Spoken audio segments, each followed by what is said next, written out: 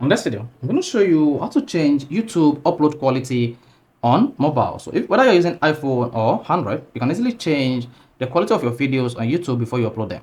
So if this is helpful and educative, you want to like button, don't forget to subscribe to our YouTube channel for more quality videos just like this. Now, the first thing you want to do to check or confirm your YouTube video quality before uploading them is to open the YouTube application, then make sure you're on the home page. So while on the home page, click on your profile icon at the bottom right, this.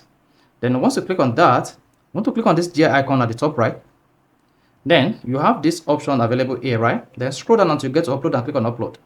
Once you selected upload, you should see two options available here: upload quality and upload over WAV. So if you turn on upload over WAV, you will only be able to upload YouTube video whenever your phone or iPhone is connected to a WAV file. Now, to change your YouTube video quality before uploading them, what you need to do is click on upload quality, and here you have access to all the qualities there is.